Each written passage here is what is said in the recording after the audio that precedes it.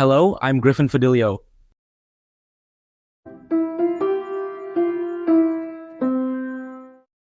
The Great Gatsby is a 1925 novel by American writer F. Scott Fitzgerald.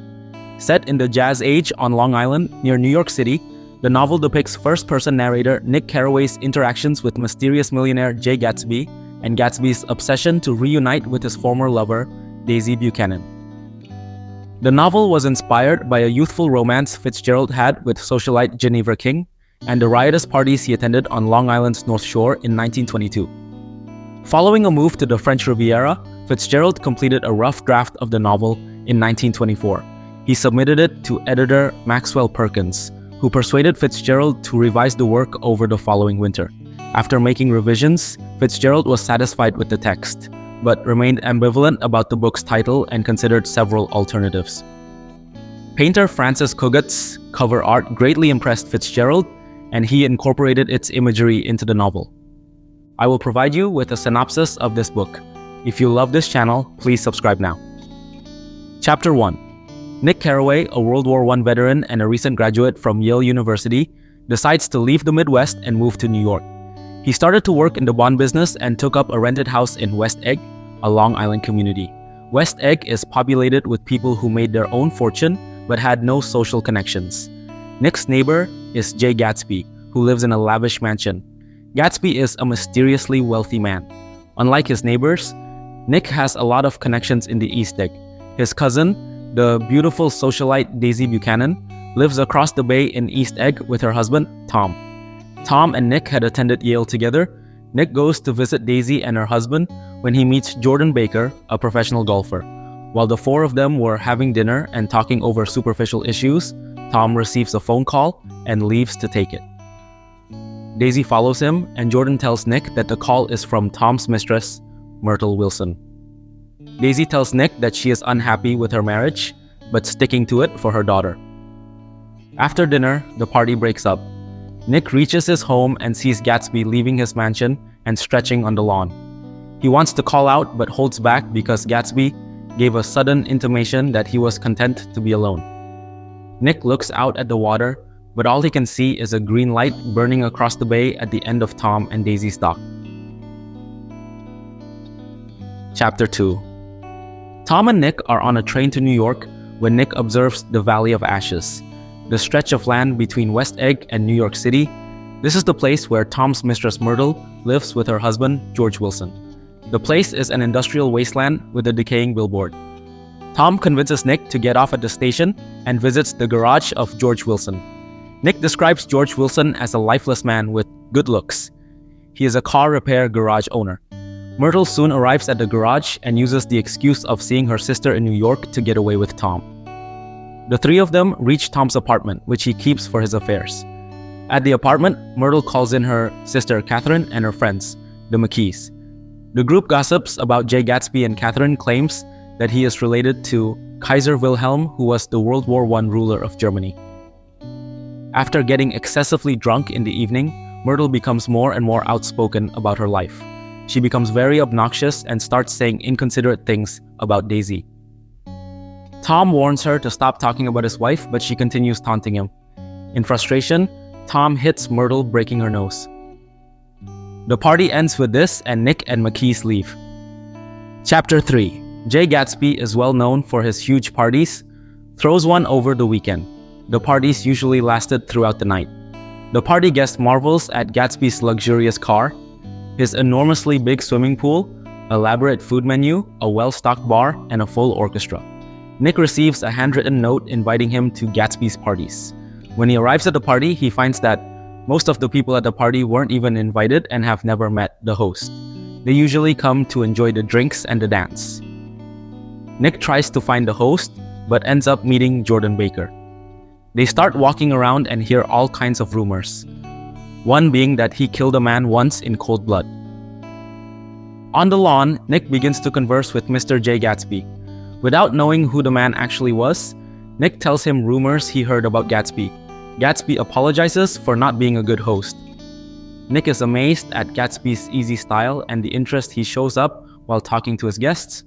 Soon, both realize that they have served in the same division during the war. Gatsby is called away for a phone call.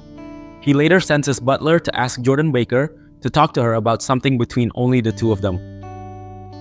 Towards the end of the party, when Jordan meets Nick again, she tells him that it was the most amazing thing, but she promised not to tell anyone. Nick meets Jordan back in the midsummer and starts dating her. Even though Nick realizes that Jordan is not entirely honest, he is still attracted to her. Chapter 4. As the summer progresses, Nick gets better acquainted with Gatsby. One afternoon, Gatsby shows up at Nick's door and tells him that they are going to New York for lunch. While driving in Gatsby's Rolls Royce, Nick realizes that Gatsby is aware of the stories propagating across the town. He tells Nick about his past. He tells that he comes from a wealthy family in Midwest, got educated from Oxford, and received medals of Valor Extraordinary from Montenegro during World War I. Nick is skeptical of his story, so Gatsby shows Nick his photograph from Oxford and the medal to validate his story. At lunch, Gatsby introduces Nick to his business partner, Meyer Wolfsheim. He is a professional gambler and the man rumored to have fixed the 1919 World Series. While at lunch, Nick spots Tom and goes over to greet him with Gatsby. Gatsby looks highly uncomfortable in Tom's presence. There is some unknown tension between Tom and Gatsby. When Nick meets Jordan, she tells her the remarkable thing Gatsby told her. Gatsby and Daisy were in love 5 years ago. In 1917, they volunteered for the Red Cross. When Gatsby went to war, she promised to wait for his return, but she accepted Tom's proposal and got married to her. Gatsby bought the house in West Egg to remain closer to Daisy and throws the parties, hoping she would come by someday. Jordan also informs Nick that Gatsby wants him to arrange a reunion between them. Chapter 5. At Gatsby's request, Nick arranges for Daisy to come over for tea. He asks her not to bring Tom along. On the day of the meeting, Gatsby sends a gardener to cut Nick's lawn and flowers to decorate the interiors of Nick's house. He arrives an hour early and begins freaking out. When it's time for Daisy to arrive, Gatsby exits the house only to reappear at the front door accidentally. They all meet in Nick's living room. The meeting gets awkward and there are moments of silence. To give them some privacy, Nick decides to excuse himself, but Gatsby follows him. Nick reassures him that Daisy is just as embarrassed as he is and sends him back. After about half an hour, when Nick joins Gatsby and Daisy back, they seem to be enjoying each other's company. Gatsby is glowing with happiness and tears of happiness rolling down Daisy's cheeks. Gatsby takes both of them to his house. Gatsby gives them a detailed tour of his mansion. Daisy is impressed with every aspect of the house. Gatsby then shows Daisy his collection of imported shirts. She buries her head in the shirts and starts to cry. As the day progresses, Gatsby and Daisy get lost in their own world. Nick leaves as he realizes his presence is not required. Chapter 6. As Gatsby gains more popularity in town, a reporter visits his mansion to know more about his story. Gatsby had a humble beginning. He was born in a farmer family in North Dakota. His name initially was James Gatz. He used to roam around in Minnesota thinking about what he wanted to be like. He once saw a yacht and went to inform Dan Cody, the owner, about the storm coming. Dan Cody took him under his wings and taught him yachting. He introduced Gatsby to the world of wealth and luxury. When he died, Gatsby hoped he would inherit his fortune, but could not because of Dan's mistress. Several weeks passed without Nick seeing Gatsby. He visits Gatsby's mansion. He is shocked to see Tom along with his two friends who came in for a drink after a day out riding. They shallowly invite Gatsby to dinner, which he eagerly accepts. The three of them leave without Gatsby. Tom becomes increasingly suspicious of Daisy and does not want her visiting Gatsby alone. He accompanies her to one of Gatsby's parties. Gatsby asks Daisy for a dance, and the two of them sneak out for half an hour. Tom is unpleasant and rude throughout the evening. The party is over after they leave and Nick and Gatsby talk about it. Gatsby is worried that Daisy did not have a good time. Nick cautions Gatsby that the past cannot be repeated. Gatsby spiritedly replies, "Of course you can." Chapter 7. Gatsby's evening parties come to a halt and he fires all his servants so that no one would be gossiping about him and Daisy. Daisy visits his mansion in the afternoons. Daisy invites Gatsby over lunch. During the luncheon, Tom realizes that Gatsby and his wife are having an affair. Gatsby stares at Daisy with undisguised passion, and Daisy recklessly remarks. Tom, extremely upset about this, decides to go to town to get a bottle of whiskey. They all set out. Tom, Jordan, and Nick are in Gatsby's car, while Gatsby and Daisy are in Tom's car. Tom pulls out at Wilson's gas station. Wilson tells Tom that he and Myrtle are moving west since his wife is having an affair with someone he does not yet know. Tom, enraged with fear of losing his wife and mistress, confronts Gatsby at the Plaza Hotel.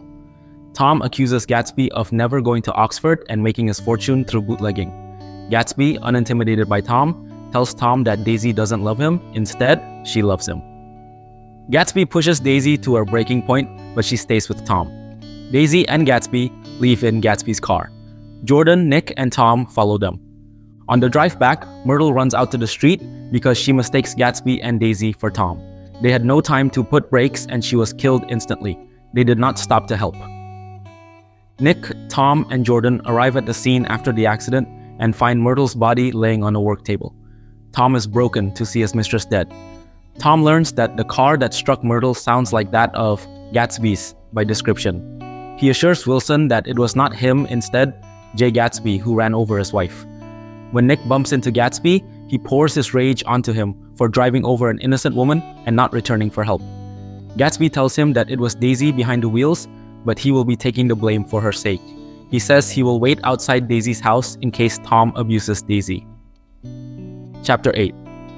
The next morning, Nick visits Gatsby, who has returned dejected by Daisy. Nick advises him to get away from West Egg until the scandal of Myrtle's death is quiet. Gatsby refuses and tells Nick about the time he first met Daisy. Gatsby met Daisy in Louisville in 1917. He was dazzled by her beauty, wealth, and social status. The next day, Tom tells George that Gatsby was the driver of the car which hit Myrtle. George, who believes that the driver of the car must be Myrtle's lover and he must have killed her. Furious, George goes over to Gatsby's mansion and shoots him in the pool and then turns the gun on himself. Nick, worried when he cannot get through to Gatsby on the phone, leaves work early and discovers the bodies. Chapter 9.